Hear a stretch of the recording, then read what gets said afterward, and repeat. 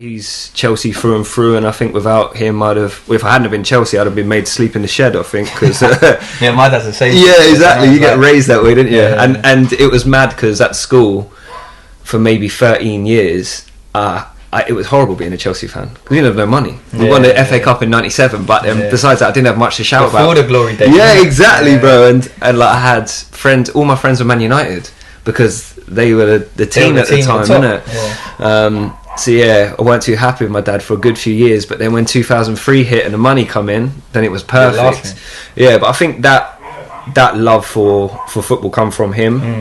Did he play as well then? Yeah, he was good. He was much better than I think I ever was, to be fair. Yeah. He could really, really play. But even more so than that, I had a sister, and my sister I have a sister, beg your pardon, and she surpassed anything I did in football. But I think having her and her having a love for football, that just kicked me on, and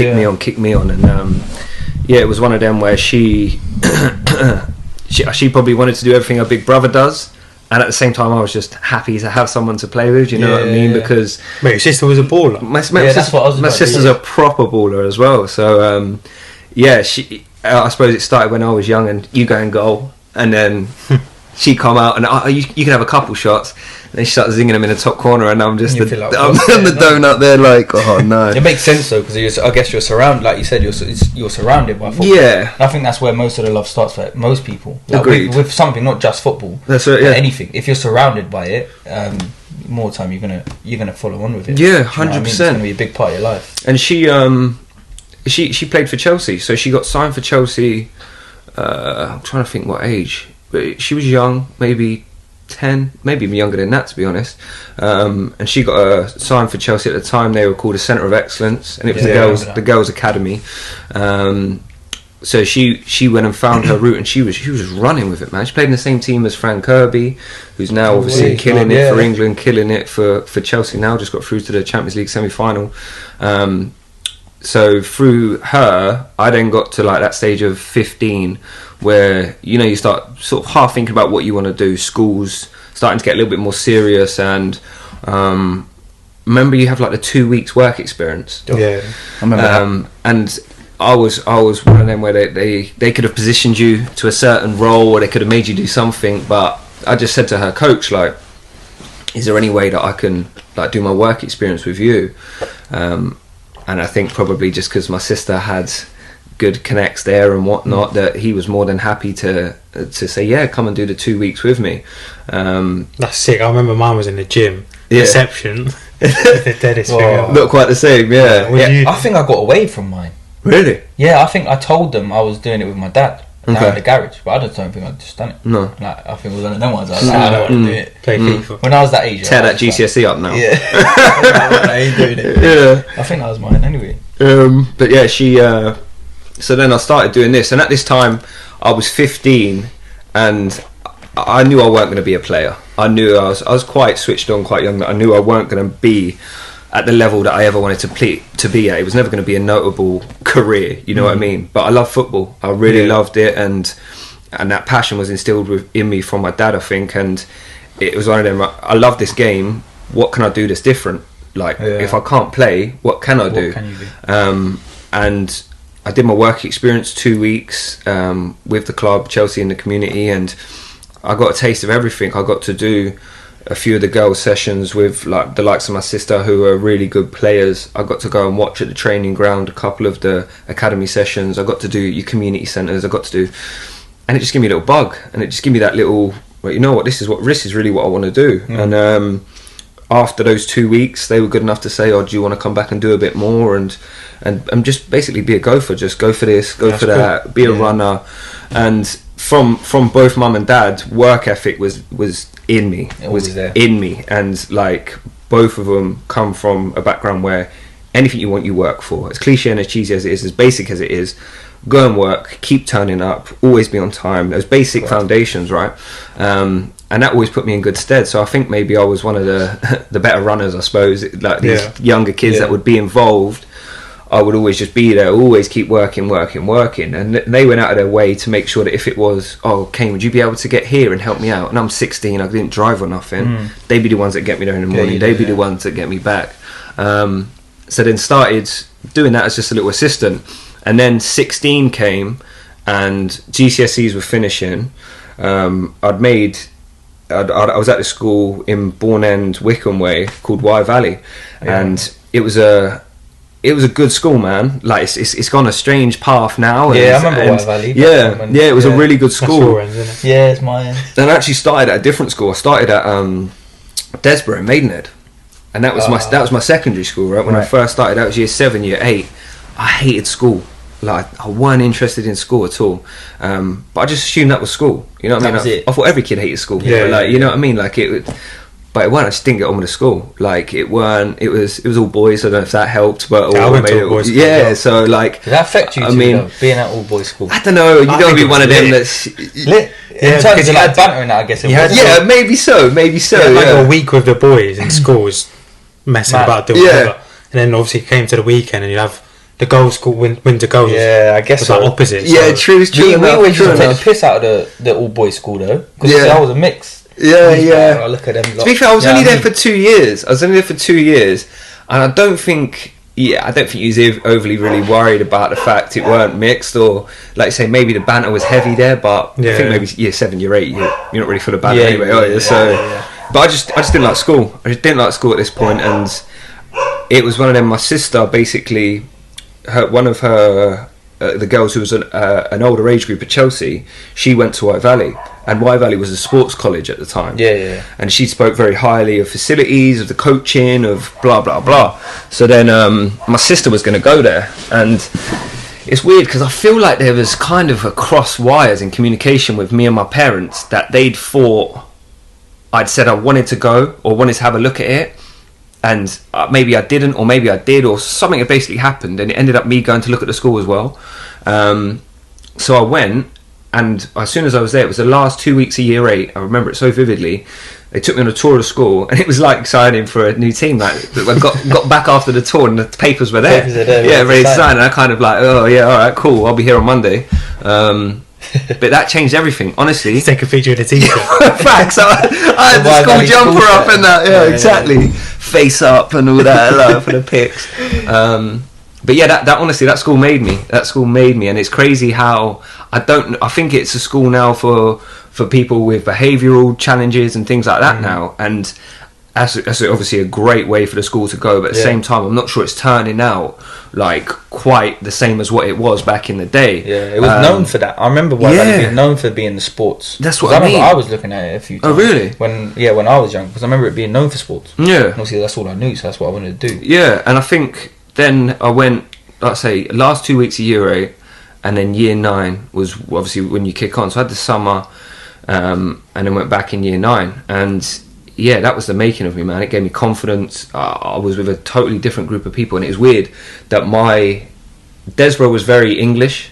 Like, was very English. The music we listened to, like the way we spoke, the way we did things, the way, and like that, all the boys were like that. And then Y Valley was like, it was, and it's not American. That's the wrong thing to say, but everyone listened to American music. Yeah. Like, everyone dressed different. Everyone was kind of different, and get different cultures. Yeah, maybe so. Maybe that was people coming from different backgrounds. I think potentially, yeah. Maybe there was a bit more of a mix in Y Valley and sort of Bourne and Wickham Way than there was Maidenhead at the time. But it just suited me better. And so then year 9 went well. Year 10 started doing GCSEs and this and that, and then when I got to the point of 16, where right, what do I do? What's my decision to make? They was doing a course, a coaching course. Now, you had like the sixth formers who were the cool kids in the school, weren't it? You know what I mean? Like, when you're younger, exactly. You look up to them, they wear their socks and slide around school. They're like, you wanted to be one of them, innit? And but the course was quality. The course was so good, and it basically was year 11 was your level 1 and your level 2. So by 17, you was qualified as a level 2 coach, and you was in every day, Monday, Tuesday, Wednesday, Thursday, Friday, coaching. Like, there would be scheduled 2-hour football lessons where you'd learn how to coach, right? And it'd be with the FA, but we had full-time tutors in the school, and 2 guys that I have to credit even like today, Jim Kelman, who was like the head of it, and he, in this area, he's the godfather of coaching for me, bro. Like, I haven't spoken to him for years and years, but he just had the place on toast. He was just the sickest guy, Shout mate. out to him. Oh, mate, shout out Jim Kelman, because he was that guy. And he kind of had, wasn't affected, but he kind of had a different idea to how the FA did it. So he did it his way. With there was still a certain degree of what they did, but he did it his way. So he broke things down better for me. He coached a certain way. He found the balance between like G'ing you up, but he give you all the right technical information. Yeah. And then just as we'd signed up to this course, he'd employed this guy called Andy Robinson. Now Andy was a pro at United for many, many years, and then he played under Jim when Jim was a manager at Wickham. Right. So he had a good playing career, but this guy changed my life, like, honestly. And I haven't seen him for years and years, but I always actually said to one of the boys the other day, I hope I see him just to say to him, like, bro, you have no idea, even as a grown man now, the impact he had on me. And his knowledge of football, I've never to this day, after being in it for like 15 years, I've never ever met someone who understood the game as well. Do you think that bit where you said like he changed, like done a lot for you, do you think that's in terms of was he working with you specifically, or was it in terms of just like everything that he done you would look and be like, oh my god, it's opening my mind, like this was it. So he'd the crazy example I can give you, I'm super organised, like super organised to the point where it's winding me up. My phone's on an angle there, I want to make it straight, like so it sits. And I get that from him. My man used to do his shopping on a Sunday, say for instance, right? He would buy a pack of 5 Kit Kats, because man knew that he needed one for Monday, one for Tuesday, Wednesday, Thursday, Friday. He would buy a pack of 5 ham, because his sandwiches would be okay. And my man wasn't in like struggling or nothing, but he was that, what are you having for dinner tonight? Oh, I've got this tonight, because he already knew. He already knew. Plan to a T. He had the pen that he used, the pencil he used. You'd get there to turn up for a session, every cone would be straight, every colour would be right. He would always look the part, to the point where his hair was never out of place. It was like Lego hair. We used to say this to him all the time, because it literally like pop it off, pop it on the side at night and pop it back on. It never moved. It was always perfect. And those are the funny aspects of him. But with regards to knowledge, with regards to organisation, and the way he just understood us as like 16, 17, 18-year-old idiots, you know what I mean? He was... Yeah, that's what I was going to say. He got it, mate. Was he good with you, like, as a person? Yeah. Because I've come across loads of coaches in football where coaches, I could say hats off, you know your bit. Yeah. But as a person... Just didn't get it. Nah, there's nothing there. Mate, and you're so need that right. connection, do you know what I mean? Exactly, and he knew at that age what we wanted. Don't get me wrong, if you were a donut, he wouldn't give you no time. He had to see you give him a little bit to then obviously reciprocate that. But if he could see something in you, he'd push you, he'd work you, he'd know how to get the best out of you. And we had a mix of people in our year. You'd have those who really wanted to do this, those who just jumped on because it was a football course, those who were just there because they had to do something to pick up their EMA. Like there was all sorts of people there. But anyway, he started the same time as us, and he just hit the ground running with us. And there was, so by 17 I had my level 1 and 2, and then I started doing a little bit more with Chelsea, little bits of coaching here and there, and now I could run my own sessions and contribute a little bit more, but I was still obviously only 17 at this point. Then 18 comes round, and you do an MVQ alongside it, so then you're getting another qualification. What is that? An MVQ, I don't know. I think Rio did that. Yeah, it's kind of like, I don't even know how to break down an MVQ. It was just another qualification that was equivalent to an A level. I don't know if that's right. Maybe I'm overselling it there, but I'll have to research. Yeah, it was. They were very, very popular back in the day. But I don't think they do them so much anymore. Right. Maybe they were for the kids who weren't so bright, and maybe that's why I did it. But you man were too smart for that. But yeah, it was one of them that it was a good course because it kept us disciplined, kept us focused, but we had a great team with regards to the people who coached us. And I kind of got the bug that, I want to do something with this football. Like, I really want to go somewhere with this coaching thing. And then at 18, so we're level 2 qualified coaches, level 2 MVQ qualified coaches. We'd been doing it every day. We had a good crop of coaches. Right. Then you had an option to go for another year and do your B license.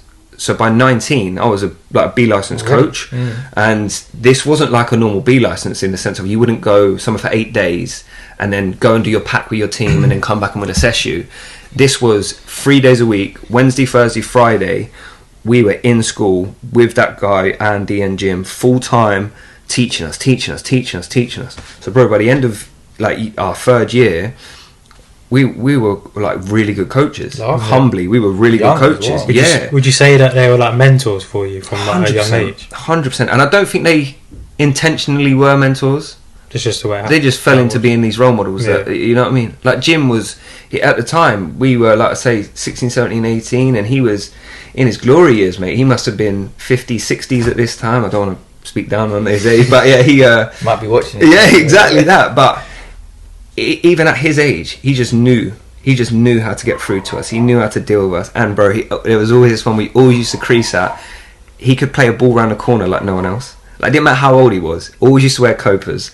Fizz the ball into him at any angle. We'd whip it around the corner, and it'd be one of them. And you'd just be like, that gives you so much respect. When they're doing a demo and they're zipping it, and you're thinking, bro, exactly. It does. It gives you.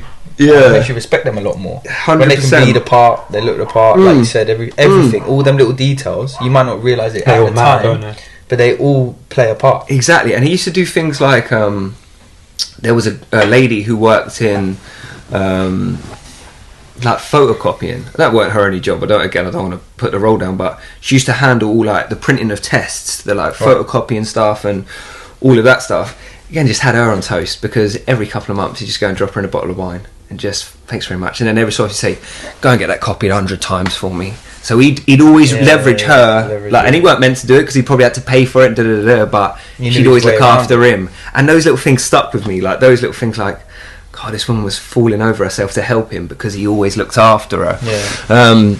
But yeah, so by 19, there was me and 3 other guys, and we were be licensed qualified coaches.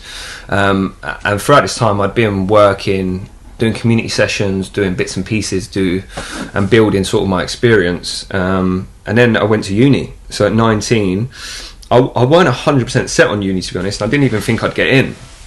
What uni was you going? Southampton Solent, and it was a football studies course with business. Now I loved the football side, but I always felt like I wanted to do a bit more. Like I wanted to do a bit more than just football. And this course just fell in. And like I say, I remember it was a lesson that we were applying for uni, and like teacher sort of talked us through it and said, right, we're in today, everyone on the computers, do your personal statements, blah blah blah, and just apply. So just applied, but it was one of them, like I remember putting in the search bar football, just searching.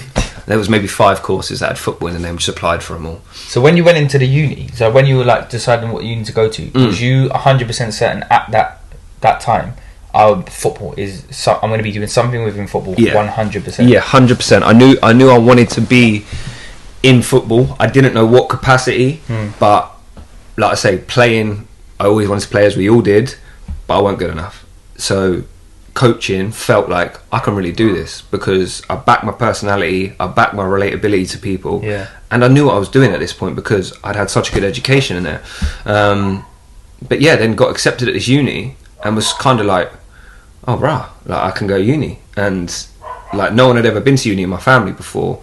So mum and dad were like, yeah, let's do this. And I don't think at my at sort of 19 I was sort of aware of like struggles at home. Don't get me wrong, we weren't like hard up, but I never knew if there was struggle financially. I never knew nothing like that. You don't know but now I'm that little bit older, I know that they had to do everything to get me there. They had to do everything and bro, I went there, and again I had the sickest setup, and I wasn't aware of like I say how hard it was for my folks to do it, but I had the newest Mac, I had an iPad, I had, my room was the room to come to, like I had like a massive TV in there that I bought from home.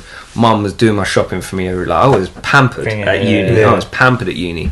But decided that I was gonna go and went down, and it was a good decision. It was a good decision because uni didn't really, that's stupid to say, but I didn't take masses of knowledge from uni, because I still don't think that the guys that I came into contact with regards to coaching could get near the guys that I'd been with. Like I would hear things from coaches and be like, and I didn't want to be that awkward kid that thinks he knows better than me. Because you went through it like before you went I had the best, mate. I had the best education. That was it. So I'd have like guys try and tell me like, oh, do this, do that, or like their approach would just be cliche and just crash bang wallop, and I'd just be like at uni like, this isn't this isn't like great. You know what I mean? You know though, don't you? I knew, yeah. When you've had that high level, exactly like, that. coaching, And I weren't being awkward. learning. I weren't being an arsehole kid. You know? Can I swear? Yeah. I weren't being like one of them kids, but I just so the coaching aspect I didn't really take an awful lot from. But there was a guy there who his name was Richard Elliott, and he sort of headed up the course. And this guy was, again, he was someone else that you just looked at and go, oh my God, this guy's got a bit. Yeah. Like, I remember the first day him coming in, like, built like me, weedy guy, like, long, tall, like, you just think, what's this guy know about football? Like, suited up, front of the class, walks in, and just within seconds, you're just hanging off every word. Yeah. And he was the one on the course that, like, made me think, yeah, I need to buy into this. I need to really buy into this. And then alongside that, I started coaching at Southampton, so I was doing stuff in the community there, and then got a job at the Hampshire FA working with the girls, so the Centre of Excellence. So then started doing their under, I think it was the under 10s I started with, and it was going really well at uni because I was balancing uni. I still had a job. I was doing like things that was really progressing. I was learning under good people.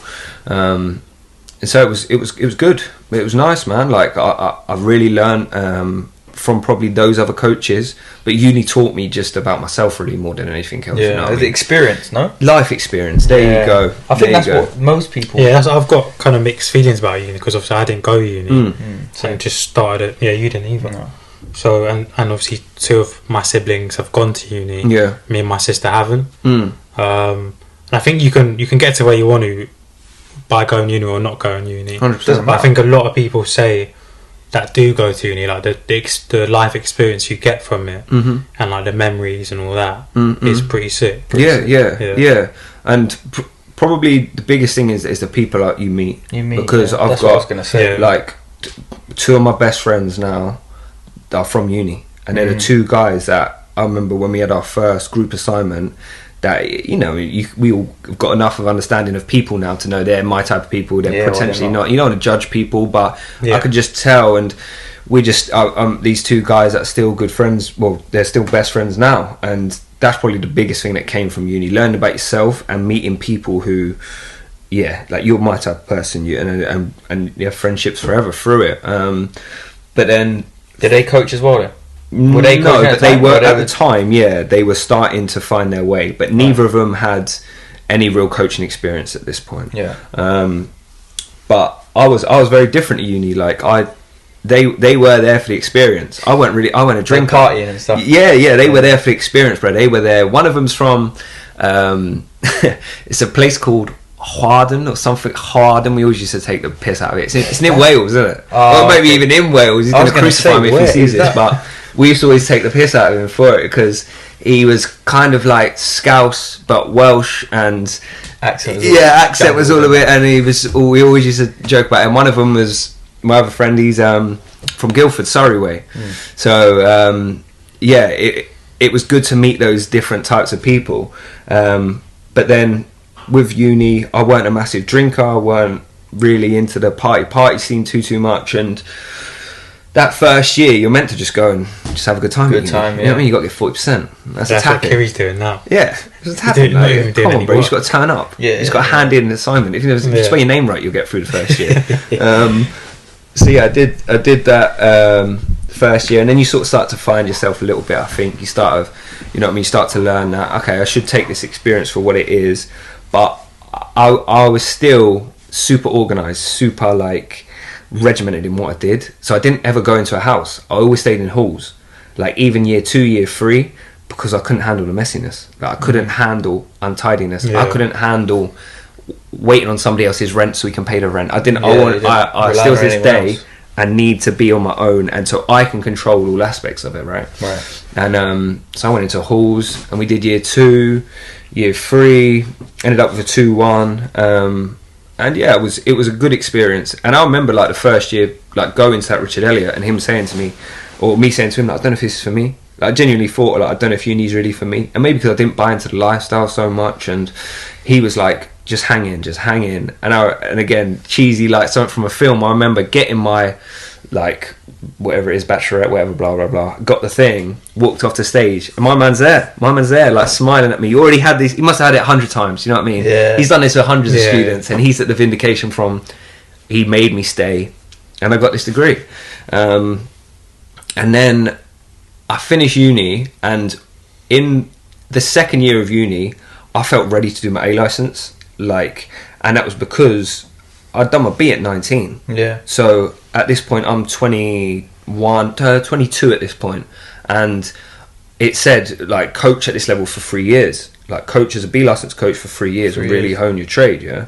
So I did that, and I was working at this point with the under 15s girls who were players. Like there was good players there. That always helps, I think, with coaching is the ability that you're coaching. Yeah, 100%. Because you see it all the time. Like, because I used to start, I wanted to get into coaching, but what done it for me, and when I realised I didn't want to do it, is like I was starting at the bottom, like schools coaching. Got to do it though, bro. Yeah, it was tough, and it got too much for me. I'll be real. Like, it did get too much for me, and I was like, I can't do it. That's a talent in itself. One of my best friends now, he works in a primary school. Yeah, it's crazy. It's so hard. I can't for the life of me understand how he does it. Patience of a saint, but it's not just patience, it's a talent. Yeah, it's 100%, a talent beyond 100%. anything you can comprehend, like whether it be having a massive heart, whether it be understanding emotion, whatever it is. Being good with them as well. Yeah, man, I get stories from him daily where what was when he's telling me yesterday, some kid he was doing a basketball session, and some kid just didn't want to do it, and he's a naughty kid anyway. I don't want to do it, and he said, well, I just said to him, like, why aren't you getting involved? Kid went and stormed off, sat in the corner. And this other teacher's like, he's like, just leave him there. Yeah, you have to. And he told me then, he's just casually move over. You alright? Yeah. And this then kid, he knows he's got the kid. He knows he's got him. Yeah. What are you doing? Nothing. You told me to sit over here. No, I didn't. And he's already getting on these levels. It's a talent in itself. It's so hard, man. But yeah, that then, like I say, I decided I wanted to do my A license. And everyone said, you're too young. Like, you're too young to do it. You know what I mean? Like. But even today, I'm one of them that if there's something else to do, I want to do it. Like if there's a next step up, I want to go.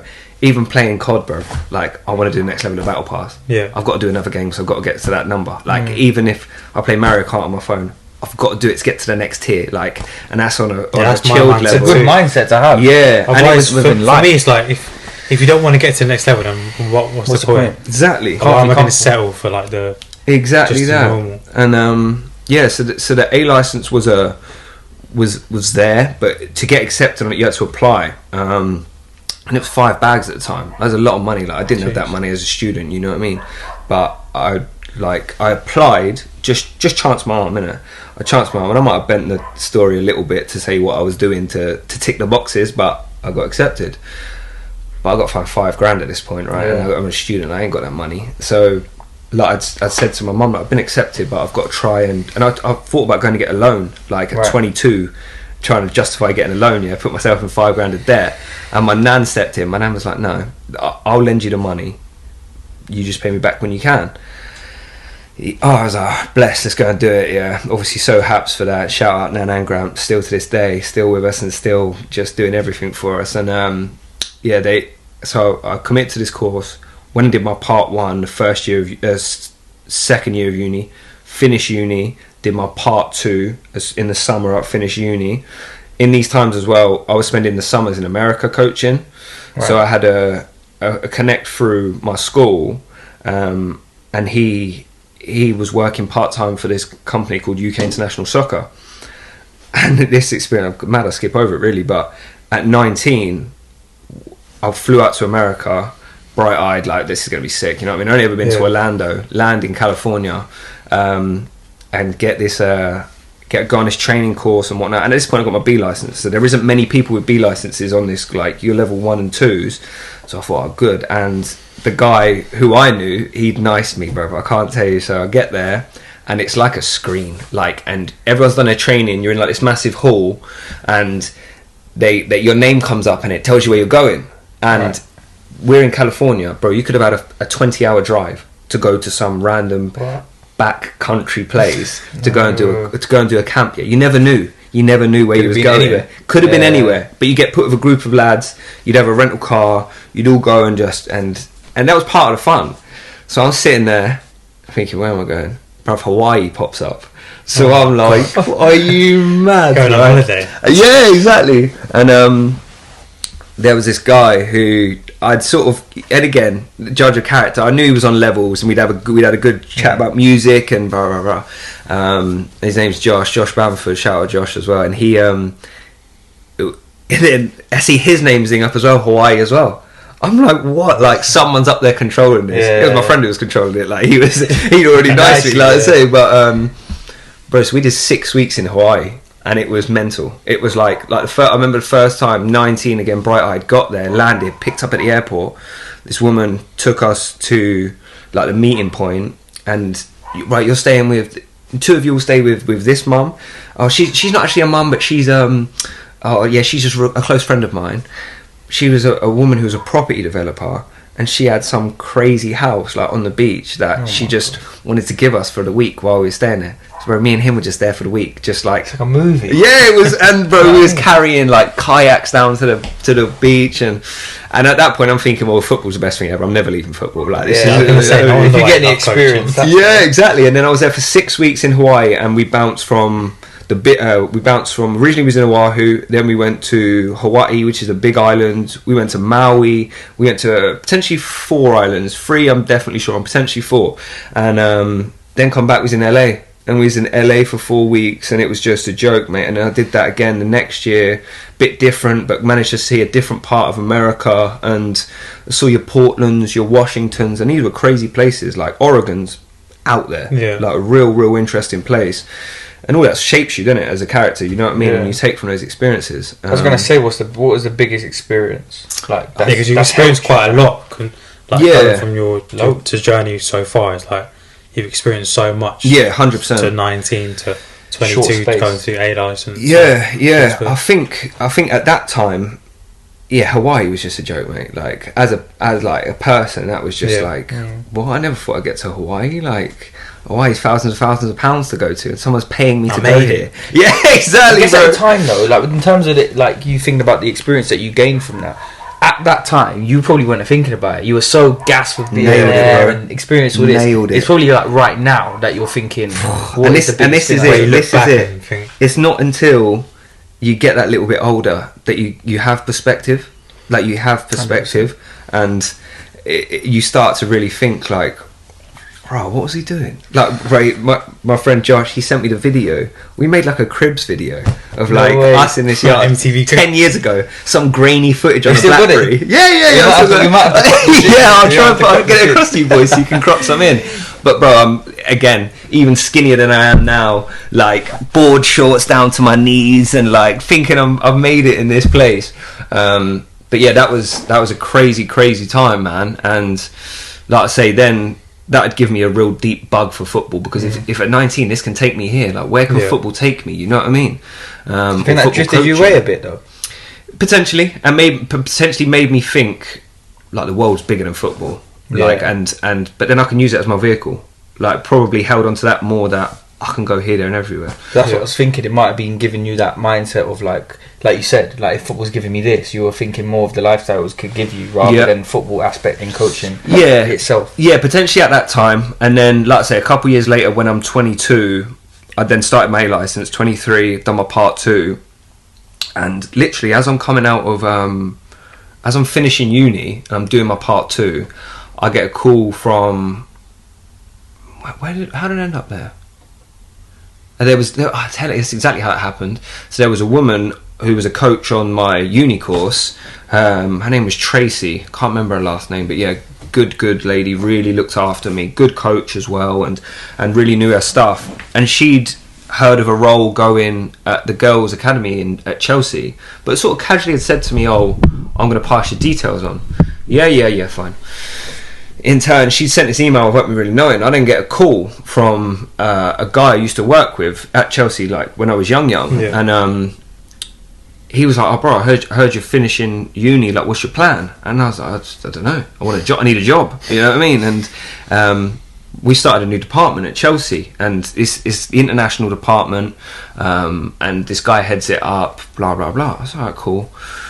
In turn, I knew this guy who was now the head of this department. I used to work for him previously. give me a call, come in, have a chat. Went in, had a chat. Boom, I got a job.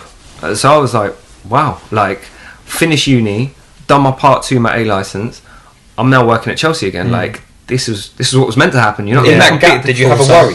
Yeah, of course. Like, was you like fuck? What am I doing? Yeah. Because, and I think it was probably a worry of responsibility. Like, I felt like people, mum, dad, my nan at this point had invested, and granddad had invested so much in me that I need to go and now turn this into a job. You know what I mean? I need to do something to show for it. Yeah, exactly, something to show for it.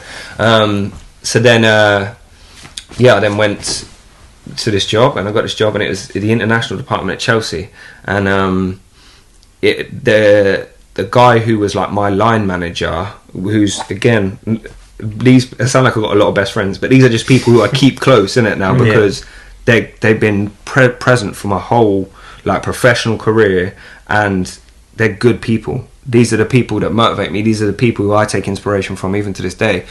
Guy Dave Monk, he was the guy at the club, mate, and he again had it on toast. He had the dinner ladies, but he always knew how to maneuver things. Like ours was still in the community. Like, we weren't working for Chelsea Football Club. We was working for Chelsea in the community. Yeah. But our job was international. So I just sort of got into this job, not really knowing what it was, but it was a full-time job. So yeah, I'm taking it.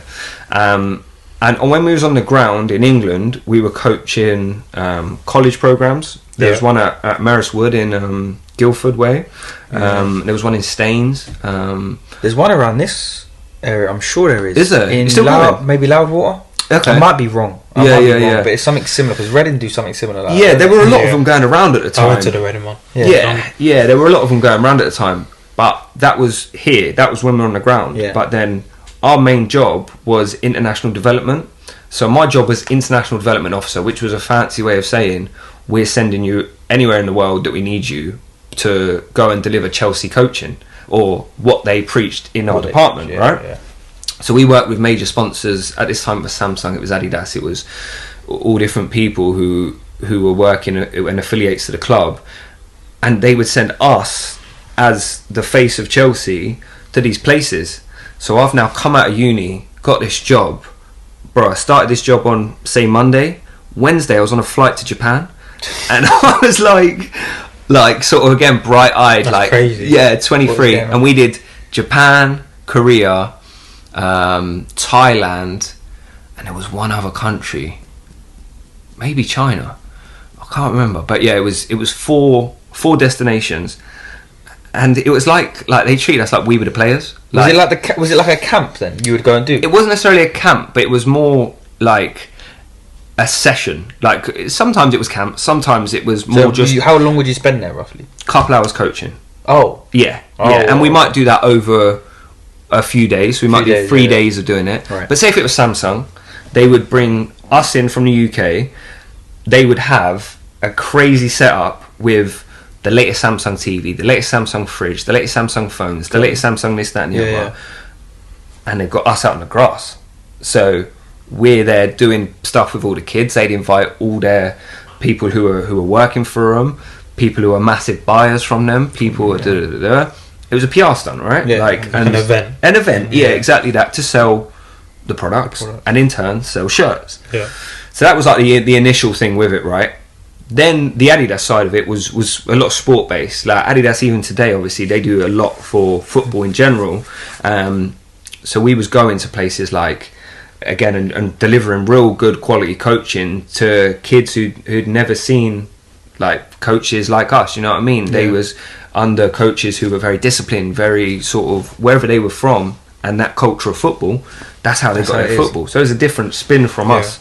And then it just all went a bit mad for a couple of years, bro. Like I think in those 2 years, maybe spent 6 weeks on the ground at any one time. I'd be gone. Apart from that, like I would literally be. The best trip we ever did was with a company called Digicel. We did 6 weeks in the Caribbean. We did 15 islands in these 6 weeks, right? It was literally fly, land, go to a crazy hotel, do a press conference. We would then coach the next day. We'd pick the 3 best players from the island. We're talking Jamaica, Barbados, St. Vincent, St. Lucia, Bermuda, Panama, and they'd be the best players from the island at 15, 16. We'd pick the 3 best to all come to a camp in Barbados, however many months later. Then we'd pick a couple that would then come to Chelsea to then get a real experience of what it was like to be a pro. That was part of this company's deal, right? But we'd literally land, go to a hotel, do the coaching, do some coach ed, have a night out and enjoy the culture, because they always wanted to show us, like these people from digital wanted to show us what it's like, fly to the next island. It was mental. Like, did you enjoy that? Bro, it was the best thing ever. It was never like, obviously you must have been with, you was with people that were close to you, like you said, your mate that was his name? Dave. Dave, yeah. So you was with him every time you was moving? Yeah. Not every time, like the Asia trips, not so much, but Dave now, he's married to a Jamaican girl as well, so that was his thing. He always knew that was his thing. He loved the Caribbean, bro. He loved the Caribbean. So it made it easy for you moving around, because obviously I could imagine like moving around a lot, and if you were by yourself, being away from. So you travelling alone? No, we were always with a team. Like there was always 3 or 4 of us. But to your point, I was very fortunate that I had Dave there, because we just had levels, mate. We just had levels, like. There's obviously mad stories that I wouldn't share on a podcast, but like, I could share you boys when we turn it off. But there's like, it was so perfect to have somebody who was like me. He was like me. He loved the same music as me. You know what I mean? He was get up and go. He was like, let's go and do this. Let's go and do that. Like, the relationship was there. Yeah, the relationship was there. And then even more so just from him, I can't really take away from the other guys who were there, because they were just, I don't speak to them too much anymore, but I still regard them as good guys. Like, they were just different to what our relationship was, you know what I mean? But we were very fortunate with the team we had, that it was a very very good team. Good coaches, good lads. We were all relatively young. And how old were you at that point? 20. I got the job when I was 24. 23, sorry. And that was between 22 I got that job, and between 22 and 25 I was there. Was this all year round as well? All year round, mate. Like, that's what I'm saying. Did you ever get a phase where you were like I just want to be at home with my family? The only time that came was things started changing, like, and it was kind of like when the club was trying to establish international dominance, if you like, but they were trying, like, these are the times when all clubs have started to realise that this is a global game. We need to go and tap into fan bases around the world, right? So then the first couple of years, everything was up in the air, like with regards to structure. So we'd get a trip come in, the boss would just be like, well, we've got to cover it, someone's got to go. And I wanted to go. Like, I never really felt at home in England. Like, I never really felt like I suited England. I never really liked it. Like, do you think that's come from what you were talking about before at the school? Potentially, yeah. But I think it was always like that. I've always been like that. Like, I don't know. I just never really took to England, even as young. I never felt like this was home when I was young. Like, now I do, but when I was young, I never really felt it. So I wanted to go, and again, my parents, I need to credit them, because they made sure I went, and not force me, but like if there was ever a trip where I'm like, oh, I don't know, I've just got back from Asia for 4 weeks, like, and Woody's asked me to go for another 3 weeks, they're here, like, I'm just, my head's spinning, the time difference. What are you talking about? Go. And I was just, what are you talking about? Go. And so I just go. I just go. Always on the move. Always on the move, man. And the only time it started changing was then when they got a little bit more structure at the club, and we then started setting up soccer schools. So we had like bases of soccer schools around the world, and one of the first ones we had was in Korea, South Korea, and we needed someone there for 3 months off the bat. So me and this guy James went, and cool, like 3 months, crazy experience, loved every second of it, but it didn't feel the same. I liked going. You know what I mean? I liked going. 3 months is a long time to be somewhere where you're set, and that was kind of when I was like, I don't know if I can do this. Keep doing it. Yeah, and if I am based somewhere, I've got to be somewhere I really want to be based. Yeah, it's almost like you wanted to dip in, get a little bit of experience in there, the culture, man. And then out. Next one. It's the same as what I say with work. I want to just keep ticking. I want to keep ticking countries. I want it to keep going. Right, I've done that, and I had an app on my phone, and I was just, next one. Where's my next trip to? And I wanted to keep building them numbers. Was that did you still love the coaching side, or was it your motivation travelling and ticking those countries? I still love the coaching. I definitely still love the coaching. But the travelling definitely did contribute as well. I can't lie. Like, I felt very fortunate to do the job I did, and I was always grateful for it. But it was one of them where, like I say, you kind of have to balance of both. I was lucky enough to see the world and do something I love. I wake up every morning and I get to coach someone how to kick a ball. You know what I mean? It's not the worst job in the world. And then when things started changing, the structure started coming in. This was about 24. So I was 24 at this point, and I went to Korea for 3 months, start of the year, February, March, April, say for instance. Came back in April, and I was ready to do my A license assessment. And my boss at the time, he told me, "Oh, you're too young. You was too young to do it. You're doing too much." And I was just, no, I'm not. And I can handle this. And I got a call because I tried to book my assessment, and I was in the process of doing it. I'd got a call that there was an assessment coming up. Did I want to do it?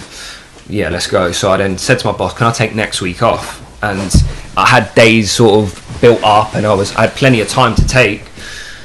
But he weren't too mindful of what I was doing. Yeah, just take the days. Like, it ticks off the numbers for him, and blah, blah, blah. Went and passed my A license at 24. So I was like, at 24, I say this humbly, but I'm pretty sure I was the youngest A license coach in the country.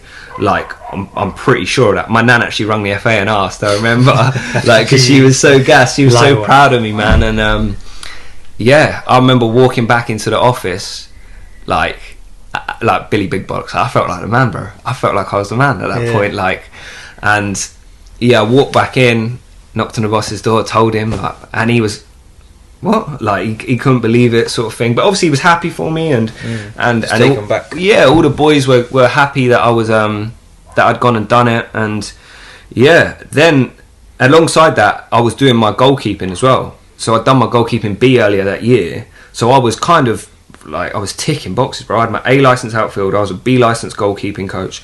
I'd done all the youth modules, and I was set. You achieved a lot in this very, very small period. Yeah. I was mad proud of that. I was mad happy, but then I wanted more, and like, I felt like I justified more. You know what I mean? Because I wasn't asking anyone else to give me more, because I just felt like I deserved it. Like, I felt like what I've invested in myself. Like, at 21, I'm taking a gamble with $5,000 to try and put myself in the position that's going to send me on a journey for the rest of my life. You know what I mean? But nothing really changed over the next couple of months. Like, nothing really changed. Like, my role was the same, and I started trying to sort of negotiate and, like, can I look to do this? Can I look to do that? Can I get a different role? Can I kick on? And nothing really was ever there. And probably now I look back on it, maybe I didn't have the skill set to negotiate or navigate myself through the club in the right way. I probably didn't know the right people to tell, the right email to send. I probably didn't have the confidence to go, you know what, I'm going to walk into this person's office and tell them, like, I want an opportunity and this and that. And football, we all know, we've all been there. People don't want to put you in a position; they want to keep themselves in a position, right? And it was a lot of people in the club who were kind of like that, but that's not to find excuses. Like I say, I have to hold my own responsibility in it. That I never knew how to maneuver properly. I never knew how to say the right things or ask the right things at this point. And so then it was getting to a point where I was like, well, what am I going to do? What am I going to do now? Because I didn't feel content. Like, I didn't feel content with the job I was doing. I didn't have a next progression in front of me.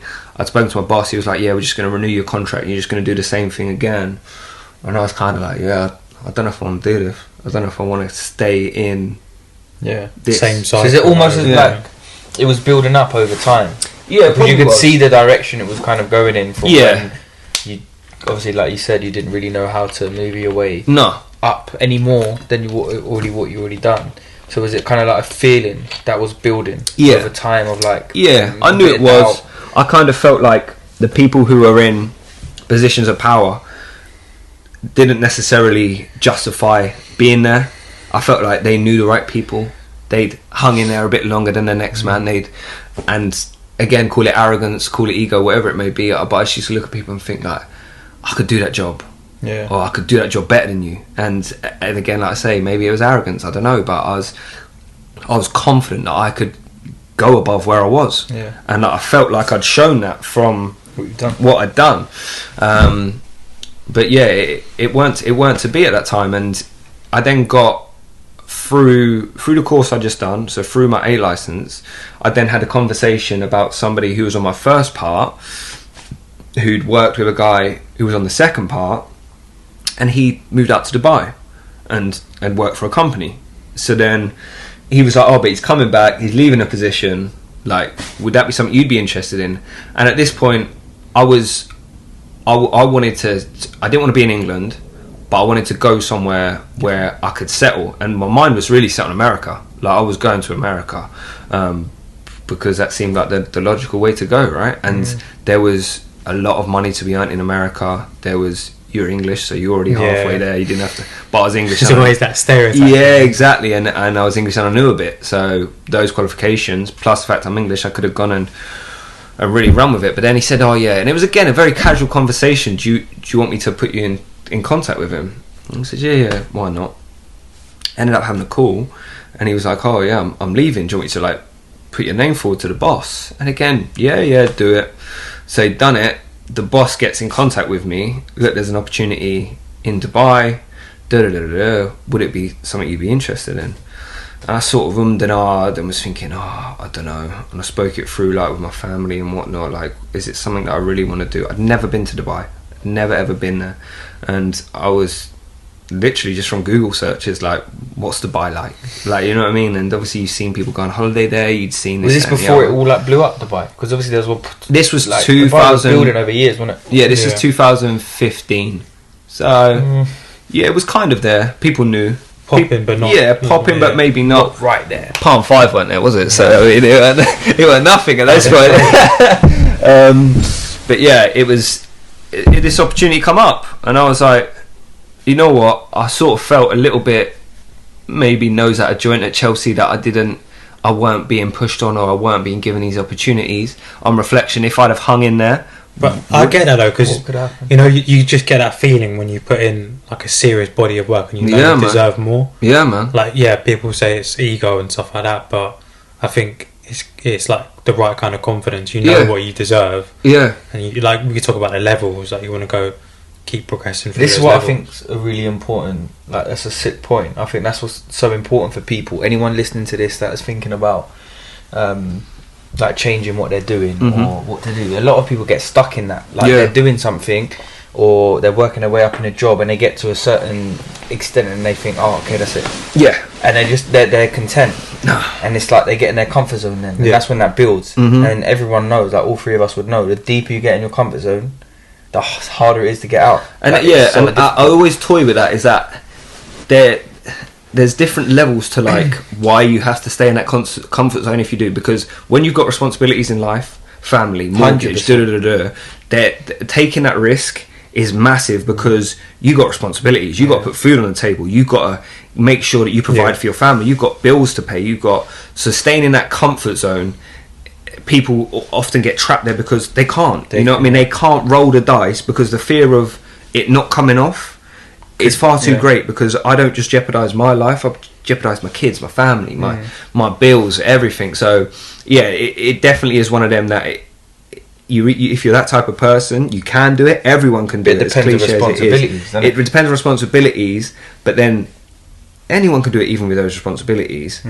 But you've just got to really obviously plan things right. It's got to be like I'm doing this, and there's no other way, but I'm going that way. There can't be any doubt of, like, you have to use that as your motivation. That if I'm taking this gamble, I know by this point I'm going to be making the same money or making the same steps to be able to provide for my family. But then I've still got further ambitions to go.